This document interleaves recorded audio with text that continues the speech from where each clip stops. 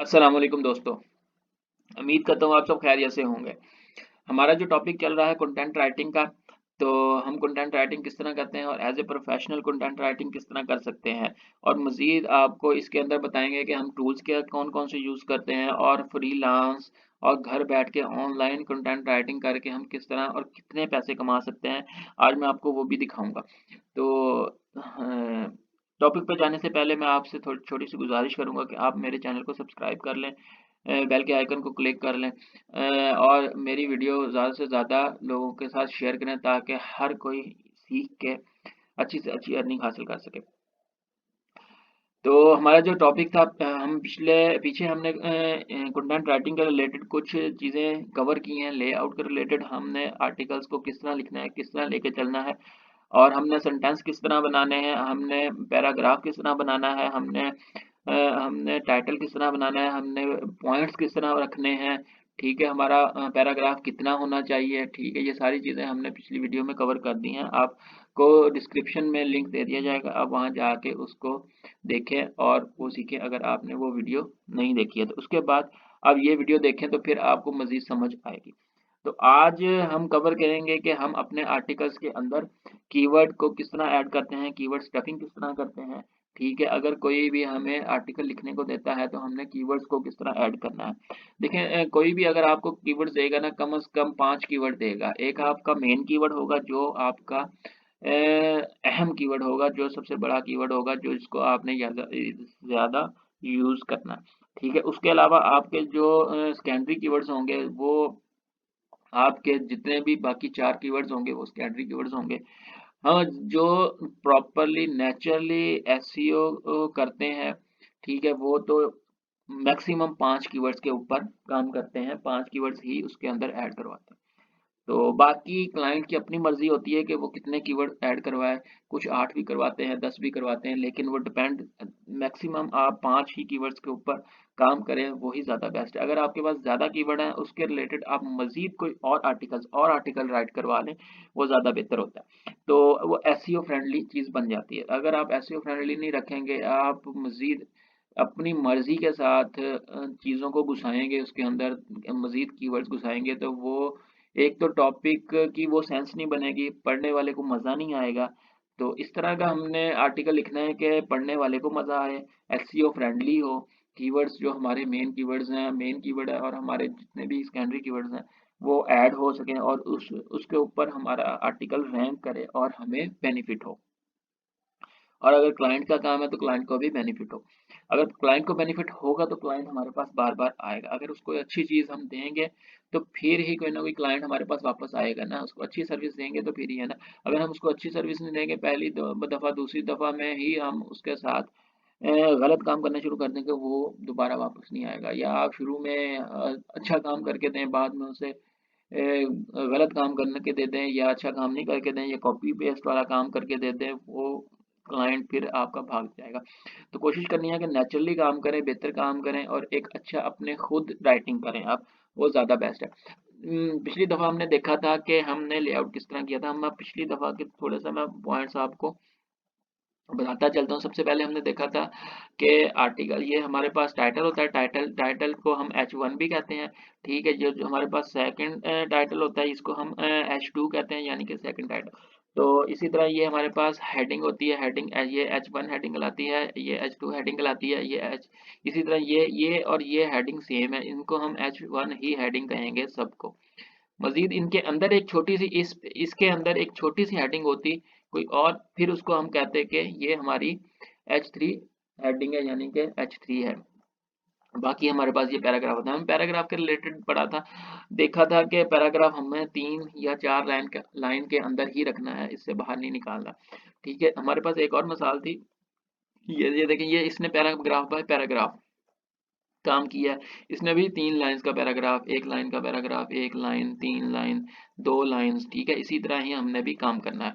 तो इसके अलावा हमने एक पॉइंट और देखा था, वो था कि हमने इसके अंदर ये बुलेट्स पॉइंट्स भी ऐड करने हैं पैराग्राफ के अंदर। हमने हर 2 या 3 पैराग्राफ के बाद कुछ ऐसे बुलेट्स पॉइंट्स ऐड करने हैं पैराग्राफ के अंदर कि पढ़ने वाले को एक तो देखने में अच्छा लगे और दूसरा पढ़ने वाले को भी मज़ा आए, अच्छा यार उसने अच्छा लिखा हुआ है, अच्छा काम किया। दूसरी तीसरी चीज ये है कि आपने ये देखें, अब इसने ये क्या किया है, ऊपर एक आर्टिकल लिखा है, इसमें कोई भी पॉइंट्स नहीं दिए। ठीक है, ये इसने डायरेक्टली पूरा पैराग्राफ लिख दिया है। ठीक है, पूरा आर्टिकल लिख दिया, लेकिन इसके अंदर सिर्फ पैराग्राफ ही पैराग्राफ है, इसमें कोई इतना मजा नहीं है। यहाँ नीचे जाके उसने पैराग्राफ के अंदर बुलेट पॉइंट्स दिए हैं। अब नीचे देखें, इसमें भी इसने इसने इसी तरह किया, लेकिन इसमें कुछ अच्छी काम किया है कि इसने ये पैराग्राफ एक छोटा बना के बुलेट पॉइंट्स दिए हैं, बुलेट पॉइंट्स दिए हैं दोबारा, फिर ये एक छोटा पैराग्राफ बनाया है, इसके फिर एक छोटे छोटे। अब मेरे कहने का मतलब ये है कि हमें जो आर्टिकल लिखना है वो हम इस तरह लिखें कि उसके अंदर ये देखें, ये पॉइंट से पॉइंट टू है, ये पॉइंट टू है, यानी H2 है।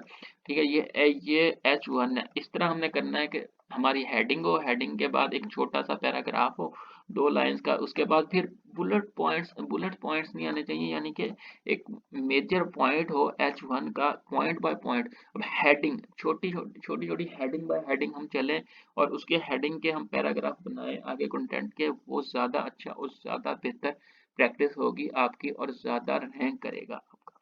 ठीक है, तो ये हमारे कुछ पॉइंट्स है। उसके अलावा कुछ टूल थे जो मैंने पिछली वीडियो में बताए थे, इस वीडियो में भी इंशाल्लाह मैं लास्ट में बताऊंगा, वो कवर करूंगा आपको। अब नेक्स्ट चलते हैं हम अपने टॉपिक की तरफ कि हम इसके अंदर कीवर्ड स्टफिंग किस तरह करते हैं, हम कीवर्ड्स को ऐड किस तरह करते हैं। कोई भी आपको आपका सीनियर या कोई भी क्लाइंट आपको आर्टिकल्स राइट करने को कहता है, तो वो आपको कुछ कीवर्ड्स देगा, कुछ वर्ड्स देगा जो आपने अपने ऐड करने हैं, उसके वर्ड्स ऐड करने हैं अपने आर्टिकल्स के अंदर। इसको कहते हैं एसईओ आर्टिकल या आर्टिकल स्टफिंग, कीवर्ड स्टफिंग, इसको कहते हैं कीवर्ड स्टफिंग। और ऑप्टिमाइजेशन, एसईओ ऑप्टिमाइजेशन भी कहा जाता है इसको, आर्टिकल्स के अंदर कीवर्ड्स ऐड करने को। इससे क्या होता है कि हमारे कीवर्ड्स ऐड हो जाते हैं, और हमारा, हम जिस कीवर्ड्स के ऊपर चाहते हैं हमारे आर्टिकल्स को रैंक करवाना, ज़्यादा से ज़्यादा टॉप 10 के अंदर आए, टॉप 20 के अंदर आए, तो वो तब ही आ सकते हैं जब हम इसके अंदर अपने कीवर्ड्स ऐड करेंगे जो हमारे बेहतर कीवर्ड्स होंगे। कीवर्ड्स एक अलग टॉपिक का पूरा, उसको हम फिर कभी नेक्स्ट आने वाली वीडियोस में इंशाल्लाह कवर करेंगे। तो अभी फिलहाल आपको ये समझना है कि जो हमारे पास कीवर्ड होते हैं वो हमारे पास कुछ कुछ वर्ड्स होते हैं, 4-5 वर्ड्स दिए जाते हैं सीनियर्स की तरफ से या फिर क्लाइंट की तरफ से, जो हम अपने आर्टिकल्स के अंदर ऐड करते हैं अपने मुताबिक, एक सेंस बना के, किसी भी पैराग्राफ के अंदर हम सेंस बना के उसको ऐड करते हैं। अब इसमें हमारा जो मेन कीवर्ड एक एक उसमें हमारा मेन कीवर्ड होता है। ये देखें, इसमें है मेन कीवर्ड लूज वेट भी एक मेन कीवर्ड होता है। इसके अलावा एक इसी को हम अगर आगे पीछे कर दें वर्ड्स को, तो वेट लूज भी हमारा एक कीवर्ड होता है, इसमें उसने यूज किया हुआ होगा। ठीक है, तो अब हम देखते हैं कि ये जो हमारा मेन कीवर्ड है ये कितनी दफा उसने इस आर्टिकल्स में यूज किया है। हम इसको कॉपी करेंगे और यहाँ पे कंट्रोल F करेंगे तो ये हमारे पास ऊपर आ जाता है। ठीक है, तो ये देखें उसने 36 टाइम अपने आर्टिकल्स के अंदर ये कीवर्ड यूज किया है। वो किस तरह किया हुआ ये देखें, अब सिर्फ उसने अपने पैराग्राफ के अंदर ही 2 दफा यूज किया, एक दफा ये यूज किया और एक दफा ये यूज किया हुआ। ठीक है, उसके बाद ये देखें, ये पहले पैराग्राफ में भी ये हमारा टाइटल के अंदर भी उसने 2 दफा यूज किया है, और ये हमारा पहला पैराग्राफ उसके अंदर भी उसने 2 दफा यूज किया। उसके बाद थर्ड पैराग्राफ है उसके अंदर भी उसने 2 दफा यूज किया है। 2 2 4 6 दफा तो उसने यही यूज कर दिया। उसके बाद ये देखें उसने बुलेट पॉइंट्स के अंदर भी और लास्ट पैराग्राफ के अंदर भी उसने ये ऐड किया है। अब इसने इस आर्टिकल्स के अंदर कितनी दफा यूज किया, 1 2 3 4 5 6 7 8 9 दफा यूज कर दिया। अब हम देखेंगे कि अब मैं आपको बताने जा रहा हूँ कि जो मैंने पिछली दफा एक टूल बताया था वर्ड काउंट का, उसको हम देखते हैं। अब इसमें मैं यहाँ से फर्ज कर ले, मैं यहाँ से ये इसका टाइटल उठा लेता हूँ। ठीक है, इसको कॉपी करता हूँ और मेरे पास जो टूल है वर्ड काउंट का ये है, इसको मैं यहाँ से डिलीट करूँ और ये यहाँ पे टाइटल ऐड कर दिया मैंने। अब मैं यहाँ से कंटेंट उठाऊंगा, मेरा कंटेंट ये था। अच्छा, यहाँ से मैं अपना जो भी मेरा कंटेंट है ये मैं उठाता हूँ, यहाँ से इसको कॉपी करता हूँ और यहाँ ले जाता हूँ। अब ये देखें ये आ गया मेरा कंटेंट। अब टोटल मेरे पास क्या है, 290 वर्ड्स का आर्टिकल है और ये 1652 कैरेक्टर्स हैं। करैक्टर्स यानी कि CUTTIN, ये करैक्टर्स होते हैं और ये पूरे करैक्टर्स मिलके एक वर्ड बनाते हैं। ठीक हो गया। तो इस तरह ये करैक्टर्स हैं। अच्छा, हमारा मेन मकसद है वर्ड्स के ऊपर। तो वर्ड्स, हमारे पास वर्ड्स कितने हैं? अब हमने देखा है कि वर्ड्स हमारे पास आ रहे हैं 290 वर्ड्स। अब 290 वर्ड्स के अंदर हम अगर देखें तो ये हमारे पास जो आर्टिकल्स के अंदर है, ये लूज वेट कितनी दफा आ रहा है? हमने यहाँ पे देखा था 2 3 4 5 6 7 8 9, 9 दफा आ रहा है। तो बेसिकली हमारी जो रेशो होती है वो होती है 2 से 3 की 100 वर्ड्स के अंदर। क्या रेशियो होती है? हमारी रेशियो होती है, अगर हमारा 100 वर्ड का आर्टिकल है, 100 वर्ड का आर्टिकल है, तो उसमें 2 दफा या 3 दफा है। अब ये देखें, इसने प्रॉपर 3-3 दफा ऐड किया है। किस तरह?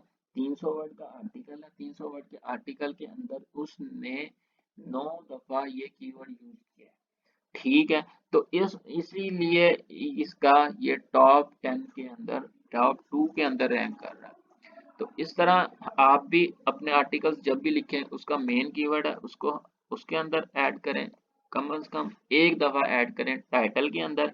ठीक है, 2 दफा ना करें, ये अच्छी प्रैक्टिस नहीं है। तो उसके बाद कोशिश करें जो आपने फर्स्ट पैराग्राफ लिखना है उसमें 2 दफा यूज कर लें, वो ठीक है।